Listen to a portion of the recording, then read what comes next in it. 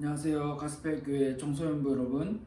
오늘은 2021년 7월 11일 우리 청소년부 예배인데요. 우리가 또 이번 주부터 코로나 거리두기 단계가 4단계가 되어가지고 우리가 함께 모이지 못하고 이렇게 비대면으로 온라인으로 예배를 진행하게 되었습니다. 그래서 여러분들도 각자의 가정에서 예배하는 자세와 예배 시간을 꼭 지켜서 이 영상을 통해서 함께 예배하는 시간이 되었으면 좋을 것 같아요.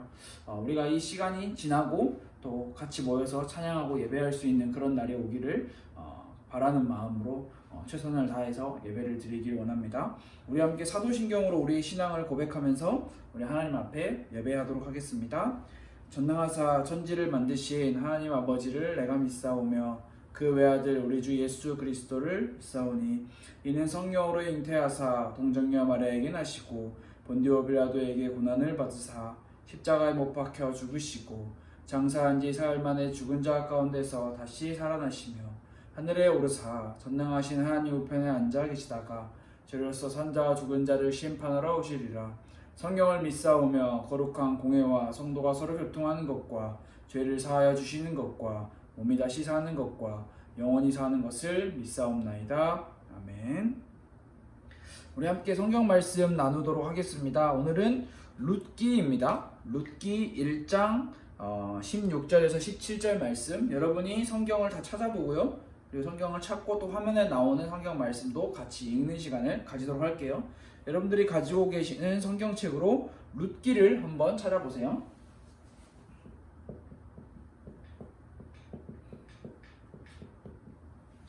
룻기 1장 16절에서 17절 말씀이에요. 우리 한 목소리로 여러분이 있는 자리에서 저는 제가 있는 자리에서 함께 읽도록 하겠습니다. 시작. 룻이 이르되 내게 어머니를 떠나며 어머니를 따르지 말고 돌아가라 강권하지 마옵소서. 어머니께서 가시는 곳에 나도 가고 어머니께서 머무시는 곳에서 나도 머물겠나이다. 어머니의 백성이 나의 백성이 되고 어머니의 하나님이 나의 하나님이 되시리니 어머니께서 죽으시는 곳에서 나도 죽어 거기 묻힐 것이라. 만일 내가 죽는 일 외에 어머니를 떠나면 여호와께서 내게 벌을 내리시고 더 내리시기를 원하나이다 하는지라. 아멘. 오늘은 이방 여인 룻이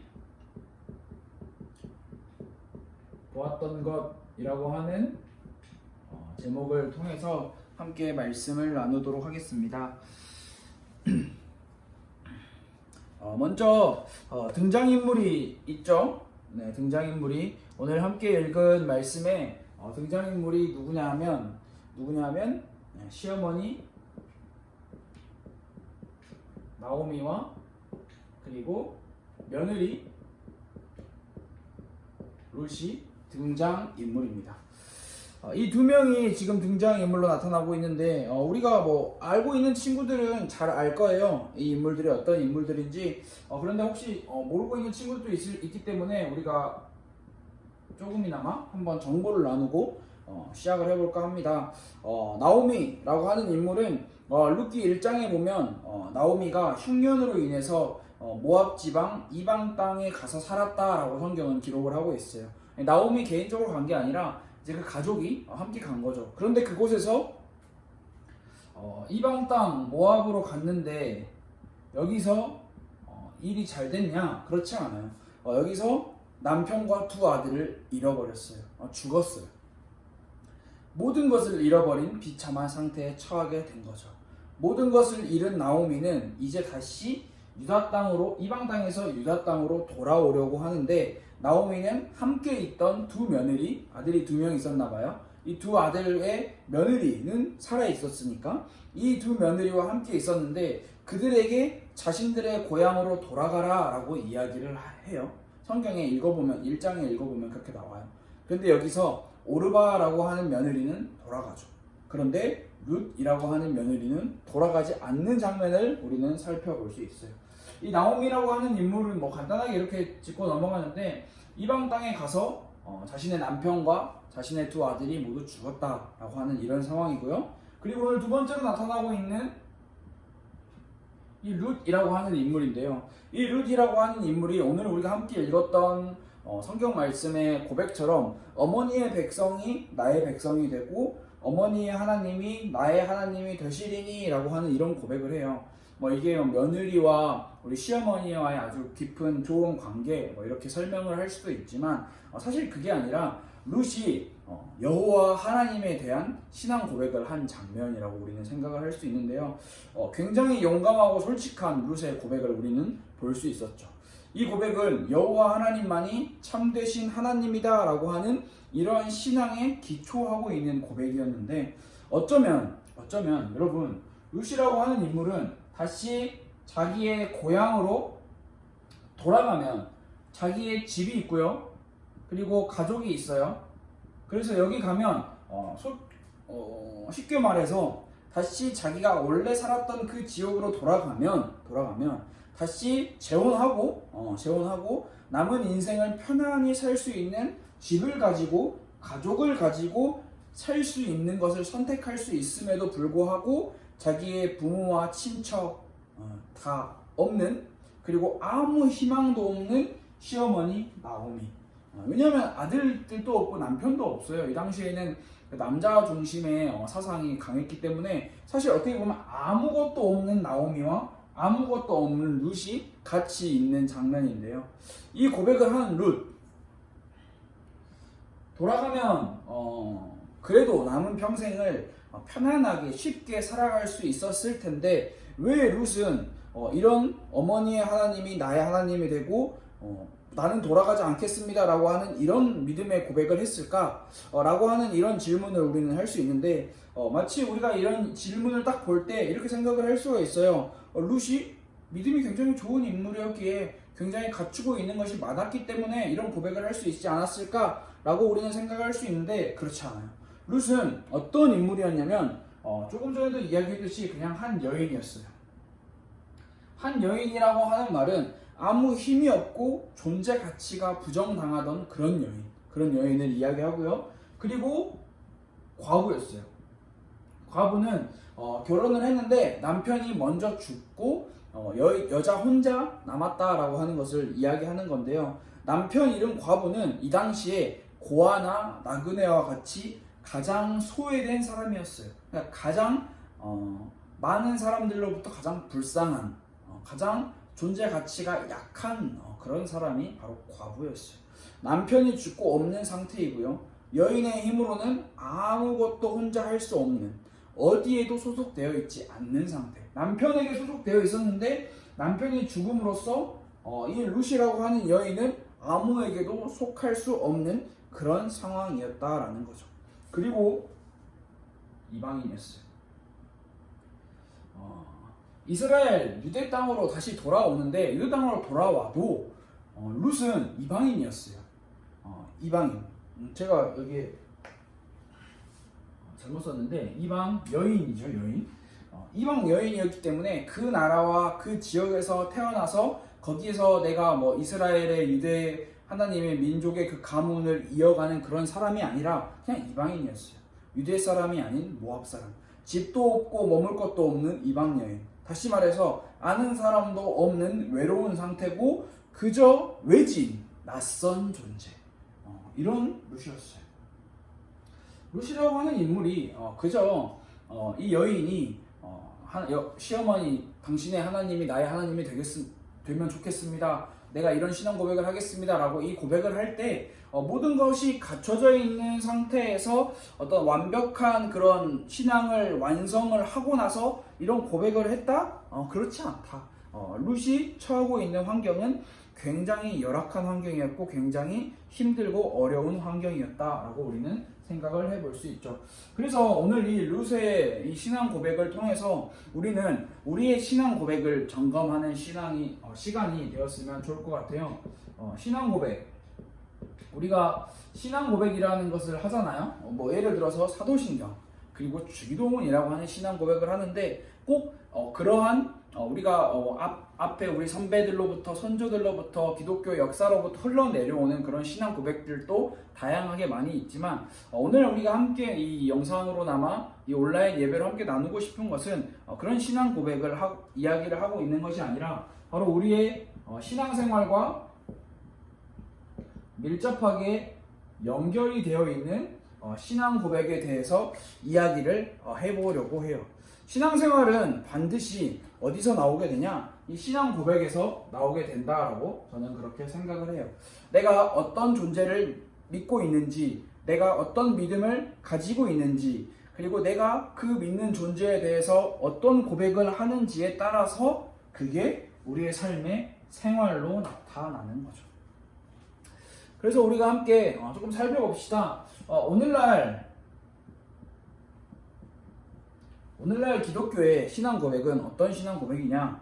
바로 예수님이라고 하는 존재를 부인하는 그런 신앙 고백을 하는 시대예요.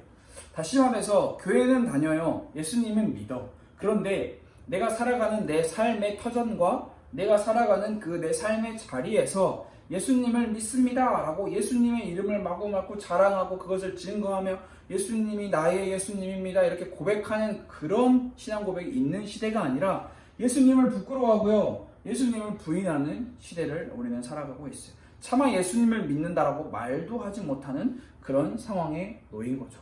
혹시 우리도 그런 상황에 놓였을 수도 있죠. 얼마나 안타까운 사실인가요?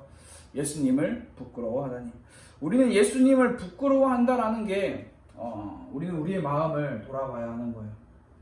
예수님을 부끄러워하는 그 마음이 있다라는 것 자체가 사실 우리에게 굉장히 부끄러운 것이고, 예수님을 우리의 마음속으로 모셔서 예수님을 믿는다라고 하는 그 고백과 그 생활을, 그 신앙생활을 하는 것을 부끄러워하고 남들에게 쉽게 말해 쪽팔리게 생각하는 것, 그게 우리에게는 몹시 위험한 거고 부끄러운 것이죠. 그리스도인이라고 말은 하지만 하나님과는 점점 멀어지는 삶. 그리스도인이라고 말은 하지만 하나님과는 점점 멀어지면서 세상과는 점점 가까워지는 그런 상태. 그게 오늘날 예수님을 부인하는 그런 신앙 고백이라고 말도 할 수 없는 그런 상황이죠. 이것을 통해서 우리는 우리의 모습을 돌아볼 필요가 있다라고 생각을 합니다. 그래서 우리는 신앙 고백을 배워야 해요. 우리가 배워야 하는 신앙 고백이 반드시 있어요. 사도신경을 외운다, 주기도문을 외운다, 눈 감고도 해요, 영어로도 해요, 이런 이야기를 하는 게 아니라 우리는 신앙 고백을 배워야 하는데, 이 신앙 고백은 내가 믿는 그 믿음, 내가 믿는 그 신앙의 기초에서 나타나야 하는 거예요. 그렇기 때문에 우리는 반드시 신앙 고백을 배우려고 하면은 무언가를 가까이 해야 한다는 거예요. 왜 가까이 해야 하냐면 가까이 하는 게 우리 삶에 나타나기 때문이에요. 누구를 가까이 하냐? 무엇을 가까이 하냐? 이것을 우리는 질문을 해볼 필요가 있어요. 악한 친구를 가까이 한다면 우리는 자연스럽게 악한 길로 가게 되고 악한 사람이 되어져 가요. 반대로 선한 친구를 가까이 하고 있다면 우리는 점점 더 선해지고 점점 더 선한 길로 가게 되죠. 이거는 너무나 당연한 거죠. 어두운 것을 가까이 하면 어둡게 물들고 밝은 것을 가까이 하면 밝게 물드는 것처럼 사람도 이런데, 하나님에 대한 사랑으로, 그리고 하나님에 대한 그 충만한 그 신앙의 고백과 그 신앙의 생활을 하는 사람을 가까이 한다라면 우리는 자연스럽게 이러한 영향을 받고 이러한 것에 점차 물들게 되겠죠. 좋은 의미로 물들게 되겠죠. 사람도 이런데 영적인 존재, 하나님, 그리고 사단, 마귀, 귀신 마찬가지예요. 하나님을 가까이 하고 있다면 하나님을 향한 신앙 고백이 우리 마음 안에 싹트게 되고요. 그 싹트는 그 고백으로 인해서 우리의 생활이 나타나게 되는 거죠. 신앙 생활. 그런데 반대로 사단, 마귀, 귀신을 가까이 하고 있다면 우리는 사단, 마귀, 귀신을 향한 신앙 고백을 배우게 되는 거예요. 신앙 고백을 할 수도 없는데 이들을 향한, 이 사단, 마귀, 귀신을 향한 이 고백을 배우다 보면 자연스럽게 그들을 향한, 그들이 추구하는 생활을 살아갈 수밖에 없는 거죠. 그래서 우리의 마음에는 여러분 신앙생활을 하는 거에 있어서 교회 나갔다, 일요일날 교회 갔다, 예배 드렸다, 오늘 이 말씀 들었다, 열심히 잘 적었다, 포럼 잘했다, 찬양 열심히 잘했다. 물론 이것도 예배의 전체적인 부분에서, 내 신앙생활의 전체적인 부분에서 중요한 부분을 차지할 수 있는 건 맞아요. 그러나 내 마음이, 내 신앙이 무슨 고백을 하고 있냐, 내가 바라보고 있고 내가 정말 제대로 인식하고 있는 그 존재가 누구냐, 어떤 존재냐라고 하는 그게 먼저 우리는 찾아져야 하는 거죠. 그래서 여러분, 우리의 신앙 고백이 따라와야 하는 거예요. 여러분, 우리의 신앙 고백은 어떤 신앙 고백이어야 할까요? 오늘 룻이라고 하는 이 인물이 고백했던 그 고백, 뭐라고 고백했죠? 어머니의 백성이 나의 백성이 되고 어머니의 하나님이 나의 하나님이 되시리니 라고 고백을 했어요. 다른 말로 이야기를 하면 우리의 신앙 고백은 어떤 고백이어야 하냐면, 예수 그리스도 많이 들어봤죠? 하나님 정말 많이 들어봤어요? 주 예수 그리스도 정말 많이 들어본 단어예요. 익숙한 단어예요. 근데 이게 그냥 많이 들어본 그런 단어가 아니라, 나는 나의 주인이 예수 그리스도임을 믿습니다 라고 하는 이 신앙 고백이 우리에게 필요한 거죠. 다시 말해서 주 예수 그리스도, 예수 그리스도가 나의 주인이 되시구나 라고 하는 이 신앙 고백이 우리에게는 필요하다라는 거예요. 내가 예수 그리스도가 나의 주인이 되신다라고 하는 이 올바른 믿음과 올바른 신앙의 방향을 가지고 있어야지만 거기서 올바른 신앙생활을 시작할 수 있게 되는 거예요. 다시 말해서 이렇게 고백을 하는 거죠. 나는 주 예수 그리스도를 믿는 신자입니다. 그리스도인입니다. 나는 그것을 부끄러워하지 않습니다 라고 고백을 하는 거예요. 오늘날 예수님을 부인하고 예수님을 믿는 것을 외면하는 그런 시대에 우리는 이걸 뭐 밖에 나가가지고요, 뭐 어디 길거리에, 큰 길거리에 가가지고 나는 예수님 믿습니다, 나는 그걸 부끄러워하지 않습니다 이렇게 고백하는 것도 때로는 필요해요. 우리에게도 때로는 그런 시간표와 그런 시간이 우리에게도 필요할 거예요. 그런데 여러분이 지금 먼저 여러분의 마음에 예수 그리스도가 나의 주인이 되십니다, 나는 그것을 부끄러워하지 않습니다 라고 하는 이 믿음의 고백, 이 고백이 여러분 안에서 올바르게 나타나지 않느냐 매우 중요한 부분이죠. 그러면 하나님께서 나를 인도하십니다, 하나님께서 나를 다스리실 것입니다, 하나님께서 나의 왕이 되실 것입니다 라고 하는 그런 고백이 따라오게 되는 거죠. 나는 하나님께 복종하고 순종할 것입니다. 다시 말해서 이것을 쉽게 말하면 나의 하나님이라고 표현을 할 수가 있을 것 같아요. 하나님이 나의 하나님이 되십니다. 하나님이 예수 그리스도가 나의 예수 그리스도가 되십니다. 남의 예수 그리스도, 우리 엄마, 우리 아빠의 예수 그리스도 말고요, 전사님의 예수 그리스도 말고, 목사님의 예수 그리스도 말고요, 나의 예수 그리스도, 나의 하나님. 이 고백이 우리의 삶에서 굉장히 중요하고요, 그 신앙 고백이 시작이에요. 완성이고 시작이에요. 우리 안에 이 믿음이 오늘 이 시간 함께 나타나는 그런 시간이 되었으면 좋을 것 같아요. 말씀을 조금 이제 정리하는 시간인데요. 이렇게 같이 만나서 대화하고 말씀을 이렇게 예배를 드리는 게 조금 익숙해졌는데, 우리가 또 어느 순간부터 만나지 못하고 또 핸드폰으로 또 혹은 컴퓨터로 이렇게 각자 가정에서 예배를 드리고 있는데, 여러분이 한번 상상을 해보세요.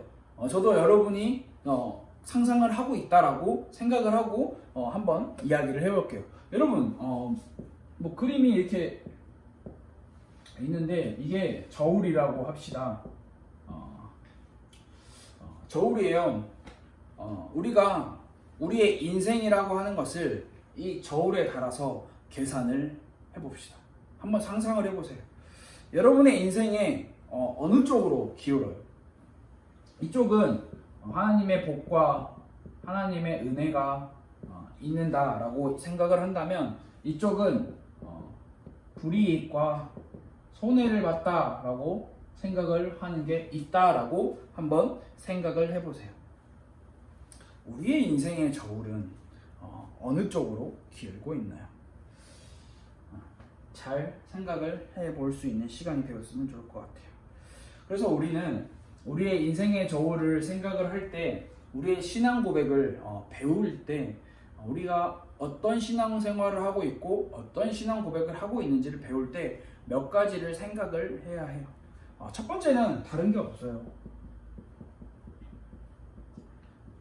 여러분 성경은 그리고 우리의 인생은 앞으로 보든 뒤로 보든 옆으로 보든 위에서 보든 아래에서 보든 뭐 조금만 틀어서 보든 조금 더 틀어서 보든 어떻게 보든지 간에 우리 인생에는 하나님이라고 하는 존재가 빠지면 우리 인생은 성립이 되지 않아요.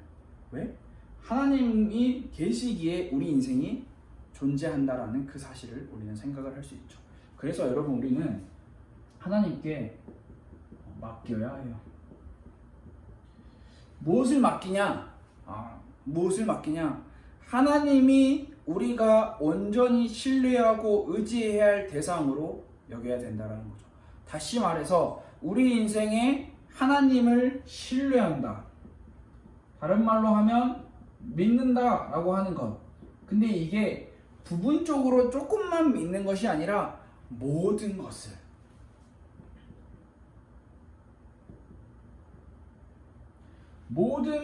신뢰하고 믿는다.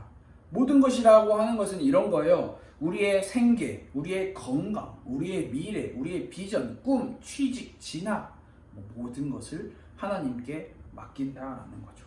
하나님께 맡긴다라는 것은 성경에 나타난 하나님, 그 하나님을 믿는다라는 거죠. 부분적으로 맡기는 것이 아니라 온전히 맡기는 게 우리에게는 필요해요.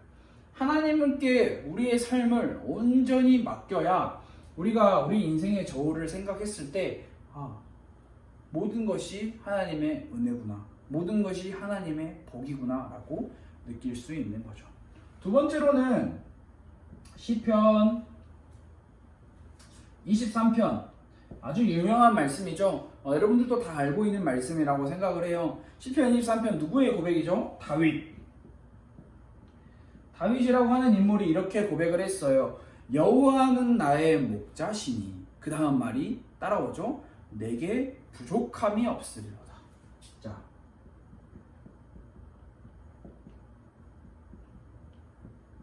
다윗에게 부족함이 없대요. 이 다윗이 모든 것을 가졌기 때문에 이렇게 고백을 할 수 있었을까요? 아니요, 그렇지 않아요.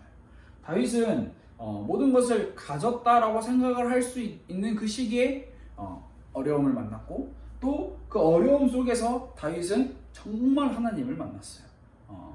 사울왕을 피해서 도망 다니던 그 시기 하나님을 만났고, 목동으로 양을 치던 그 시기, 아주 외로운 시기에요. 아무도 없어요. 양과 나밖에 없어. 그 시기에 하나님을 만났어요. 그 다윗의 신앙 고백은 뭐라고 이야기를 하냐? 여호와 하나님이 나의 목자가 되시기에 내게 부족함이 없습니다 라고 이야기를 하는 거죠. 여러분도 이렇게 고백을 할 수 있어요. 다윗이 위대한 인물이고 대단한 인물이어서 이렇게 고백을 하는 것이 아니라 다윗이 그만큼 자신의 인생을 하나님께 맡겼다라고 생각을 할 수 있어요. 하나님께 모든 것을 맡긴 사람의 고백이에요. 내게 부족함이 없으리로다. 하나님께 모든 것을 맡긴 사람은 인생의 저울을 딱 달아봤을 때 절대 손해와 불이익 쪽으로 귀를 기울지 않아요. 왜? 그냥 내가 숨 쉬고 내가 살아있는 이 자체, 하나님을 만난 것, 하나님을 알았다라는 것, 하나님을 보았다라는 것, 하나님의 말씀을 들었다라는 것, 그것만으로 내 인생은 복이고 은혜구나라고 생각을 할 수 있는 것. 여러분, 왕들, 왕족들, 귀족들, 상류층들, 이 나라를, 이 전 세계를 움직이고 있는 그런 보이지 않는 엄청난 그 거대 갑부들, 엄청 유명인들, 그들이 부족함이 없으리로다 하고 고백을 하면 일리 있는데, 내가 부족함이 없으리로다 고백하면 굉장히 말이 안 맞아. 왜냐면 난 너무나 많이 부족하기 때문에. 그런데 여러분, 그거는 세상의 가치와 세상의 기준에서 이야기를 하는 거고요. 성경이 이야기하는 것은 여호와 하나님께 모든 것을 맡긴 사람은, 여호와 하나님을 신뢰하고 여호와 하나님을 믿는 사람은, 올바른 신앙 고백을 하는 사람은 부족함이 없다라고 이야기를 해요. 이 부족함은 하나님이 우리 안에 계시기에, 하나님이 나의 하나님이기에 내게 부족함이 없다라고 고백을 하고 있는 거예요. 그래서 여러분에게 반드시 필요한 게 개인의 시간이 필요해요. 여러분, 개인의 시간 많이 갖죠? 혼자 있는 시간 이야기하는 거예요. 혼자 있는 시간 주로 뭐예요? 뭐 웹툰도 보고 게임도 하고 유튜브도 하고 SNS도 하고 뭐 친구들하고 카톡도 하고 뭐 다양한 것들을 하잖아요. 그런데 이 개인의 시간에 여러분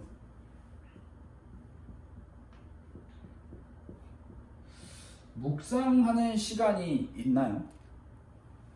하나님의 말씀을 묵상하는 시간이 있을까요? 묵상은 다른 말로 표현을 하면 소화시키는 것이라고 생각을 할 수 있어요. 소화. 우리가 음식을 먹으면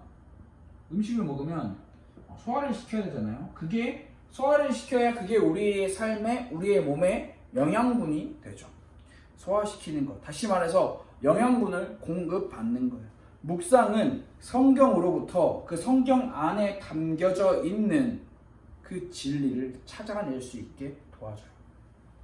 그래서 우리 안에 이 묵상이 반드시 필요해요. 이 묵상을 어떻게 해야 되나요? 무슨 뭐 이렇게 어떤 책을 보고 어떤 묵상의 도구를 물론 그렇게 처음에 시작하면 정말 좋죠. 그런데 여러분 묵상이라는 것은 그렇게 어렵지 않아요. 쉽게 생각하면 내가 혼자 있는 그 개인의 시간, 하나님의 말씀, 성경이죠. 하나님의 말씀이 성경을 가지고 하나님의 말씀의 성경을 보면서 다른 것을 하는 게 아니라 신앙 고백을 하는 거예요.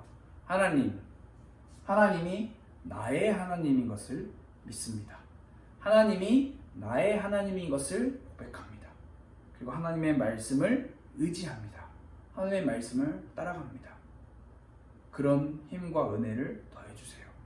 아주 짧은 시간이지만 그 짧은 시간, 여러분의 개인의 시간의 그 짧은 시간이 여러분의 삶을 가장 행복하게 만들 수 있는 그 시간으로 바뀔 거예요.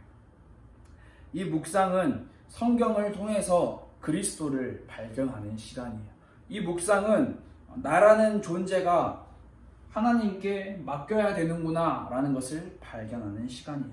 그냥 말씀을 내가 창세기는 무슨 이런 말씀이야, 출애굽기는 이런 말씀이야, 레위기 민수기는 이런 말씀이야, 마태복음 마가복음 누가복음 요한복음은 이런 말씀이야. 이 말씀을 어떻게 내가 지식적으로 정리하고 내가 지식적으로 그걸 내 것을 만드는 시간도 될 수 있지만, 묵상이 그런 시간도 될 수 있지만, 묵상은 말 그대로 하나님과 나와의 그 깊은 1대1의 관계를 통해서 하나님께서 나에게 주시는 이 말씀이라는 것을 내 안에 영양분으로 공급받는 것. 그 단순히 지식으로만 남아있으면 그게 내 마음에, 영혼에 공급을 받지 못해요.